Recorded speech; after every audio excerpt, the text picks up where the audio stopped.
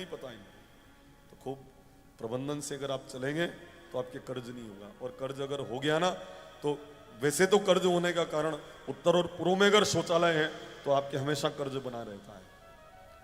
कर्ज का मुख्य कारण क्या है? आपके घर में मकान बनाते समय शौचालय उत्तर पूर्व में बन गया है तो उनके कभी कर्ज उतरता नहीं है। शौचालय में आप समझ जाना, शौचालय अगर उत्तर पूर्व में है किसी का तो वहां के घर में हमेशा कर्ज रहता है, कभी कर्ज उतरता नहीं है। इसका समाधान क्या है? इसका समाधान हम चौथे दिन की कथा में आपको बताएंगे। आज समय नहीं है, आज अपने को कथा के भी सार को अपने को समझना है ना, इसलिए चौथे दिन हम आपको बताएंगे कि अगर उत्तर पूर्व में शौचालय है तो कौन सा उपाय आप करें कि आप कर्ज से मुक्त सदैव बने रहे और कर्ज आपके नहीं हो। ऐसा क्या उपाय है हम आपको चौथे दिन अवगत करवाएंगे। यहाँ वर्णन है, अगर चर्म रोग है तो तिलस्वा महादेव दर्शन करें और वहां के तालाब में स्नान करें तो आपके चर्म रोग मिट जाया करता है। कहाँ है तिलस्वा महादेव? सिंगोली से आगे। आपने भजन सुना होगा ना कई बार, बाबो भोलो अमलीड़ो चर्म रोग ने मेटे, है ना एक भजन, सुनवाऊं क्या आपको? डीजे के ऊपर खूब बजता है, अमलीड़ो अमलीड़ो बाबो भोलो अमलीड़ो। आपने कई बार सुन रखा है इसलिए मैं नहीं सुनवा रहा हूं, अभी रहने देते हैं। बोले श्री सदगुरुदेव की जय, श्री तिलस्वा महादेव की जय। अगर आपके आंख संबंधी कोई परेशानी है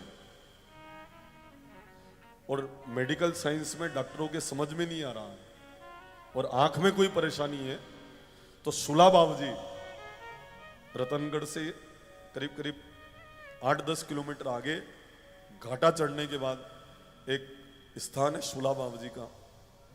जो कोई व्यक्ति वहां पर 5 रविवार चला जाए उसके आंख की बीमारी ठीक हो जाया करती है। अगर डॉक्टरों से ठीक नहीं हो रही है वहां पर ठीक हो जाती है।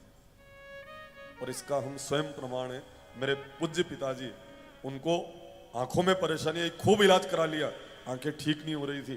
अब सुला बाबू जी का जब सुना, वहां की मन्नत करी और 82 साल की उम्र में वना चश्मा के अखबार वांचे मेरा पिताजी। अखबार भी आज भी हमारे पूज्य पिताजी अभी भी अखबार पढ़ते हैं और अपने को चश्मे से देखना पड़े पर वो बिना चश्मे के आनंद के साथ अखबार पढ़ लेते हैं। ये प्रभाव हुआ सुला बाबू जी महाराज का। वहां भाले चढ़ते हैं, भाला की मन्नत की जाती है वहां। आप मन्नत कर ले और दर्शन करके आवे। कई लोग फोन करते हैं कि हाँ हमको सफलता मिल रही है, आंख संबंधी परेशानी खत्म हो रही है। और सज्जनों, में इस बात का साक्षी हूं, मैंने कथा करी वहां पर, उसके बाद मंदिर का निर्माण हुआ और 3 ट्रक भाला की भर जाए, इतने भाले लोगों ने चढ़ाए थे, इतने लोगों की आंख संबंधी मनोकामना वहां पर पूर्ण हुई थी। मतलब 3 ट्रक भरा गए। अभी भी 2-4 ट्रक भर जाए इतने भाले फिर चढ़ गए वहां पर। कोई कोई आंख भी चढ़ाते हैं चांदी की, 1-1 ग्राम की आंख चढ़ाते हैं, करीब करीब 10 किलो चांदी हो जाती है साल भर में। उन नेत्रों के द्वारा खाली 1-1 ग्राम से 10 किलो चांदी हो जावे, इतने लोगों की मनोकामना सुला बाबू जी पूर्ण करते हैं आंख संबंधी। अगर ऊपरी हवा का चक्कर हो तो होरी हनुमान जी, अगर धन की कमी हो तो सांवरा सेठ, नहीं तो एक रोकड़िया हनुमान जी है राजस्थान में। झांसड़ी में अभी मैं कथा करके आया हूं, वहां पर वहां की जेब भी है हनुमान जी की। यहाँ आप में से किसी ने किए दर्शन वहां पे? जेब है यहाँ। पहले के जमाने में, हाँ एक जीजी कह रहे हैं कि मैंने दर्शन किए हैं। जीजी किए दर्शन आपने? हाँ वो बहन कह रहे हैं यहाँ जेब है। पहले किसी को भी पैसा चाहिए तो वही जेब में काड़ी लाता था न, फिर ब्याज हमें तो वहां वही जेब में मिल देता था। अभी भी है, उन मूर्ति के अंदर जेब है। आज भी उस दरबार में कोई जावे तो रोकड़िया हनुमान अणिवाते नाम है कि रोकड़ा देवी। बोले रोकड़िया हनुमान जी महाराज की जय श्री रोकड़िया हनुमान जी महाराज की जय तो ऐसे स्थान बना रखे हैं, वहां पर समाधान हो जाया करता है।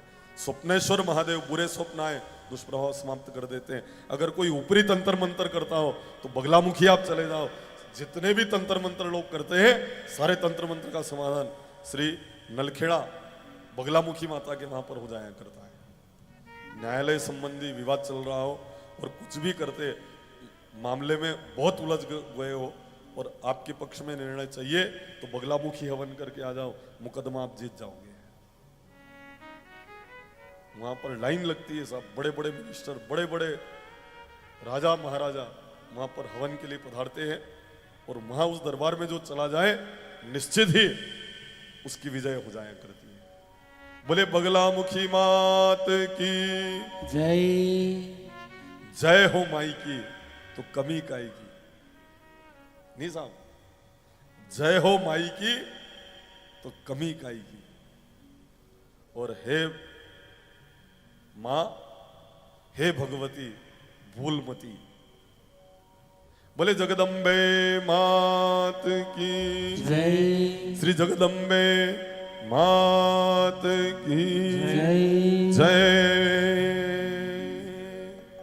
और सांवरा सेठ कृपा में देरी कर रहे हो तो चलो राधा जी के पास, उनसे जाकर कह दो कि माता जी ये ठाकुर जी की कृपा हमारे ऊपर कम हो रही है तो जल्दी से जल्दी आपके ऊपर कृपा हो जाएगी, क्योंकि किसी संत ने भाव लिखा है और भाव में क्या कहा है, सुन राधिका दुलारी तेरे दर का भिखारू हूं मैं, तेरे शाम का पुजारी हूं मैं, पर एक पीड़ा है मन में कि हमें शाम ना मिला। आइए इस भाव को हम सुनते हैं। सुन राधिका दुलारी तेरे द्वार का भिखारी हूँ मैं, शाम का पुजारी कल पीड़ा है हमारी, हमें शाम ना मिला, हमें शाम ना मिला, हमें शाम ना मिला। ओ सुन राधिका दुलारी, ओ सुने राधिका दुलारी, तेरे द्वार का भिखारी, तेरे द्वार का भिखारी हूँ मैं, शाम का पुजारी कल पीड़ा है हमारी, हमें शाम ना मिला, हमें शाम ना मिला, हमें शाम ना मिला।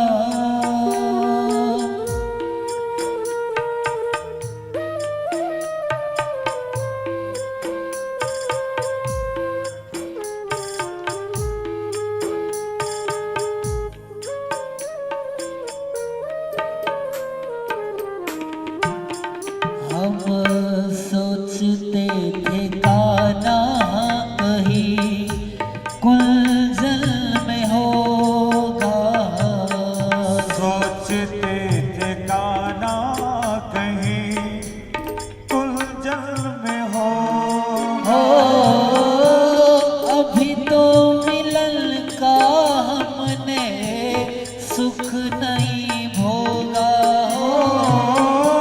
अभी तो मिलन का हम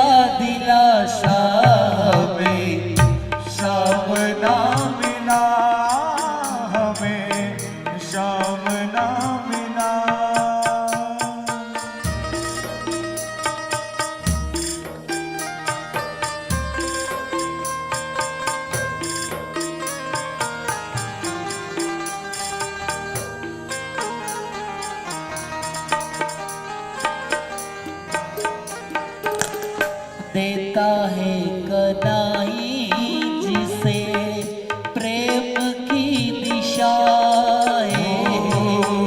देता है कन्हाई जिसे प्रेम की दशा। हो सब विधि उसकी लेता भी है परीक्षाएं। हो सभी विधि उसकी लेता भी है परीक्षा।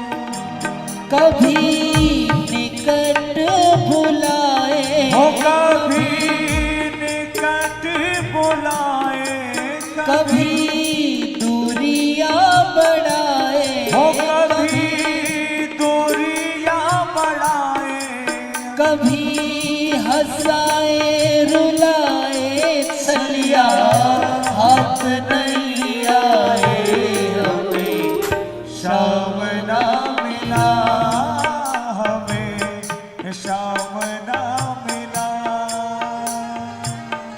अपना जिसे यहाँ कहे सब कोई। हो अपना यहाँ जिसे कहे सब कोई। उसके लिए मैं दिन रात ही रोई। हो उसके लिए मैं दिन रात रोई। ओ नेह दुनिया से तोड़ा, होने हैं दुनिया से तोड़ा, नाता सावरे से जोड़ा। नाता सावरे से जोड़ा। उसने ऐसा मुख मोड़ा, हमें कहीं का न छोड़ा। हमें शाम ना मिला, हमें शाम ना मिला, हमें शाम ना मिला। ओ सुन राधिका दुलारी, हो सोने राधिका दुलारी, हो मैं द्वारिका भिकारी। हो तेरे द्वारिका भिकारी। तेरे श्याम का पुजारी, पीड़ा है हमारी, हमें श्याम ना मिला। हमें हमें श्याम ना मिला। बोले श्री सदगुरुदेव की जय राधे श्याम भगवान की की जय। जय।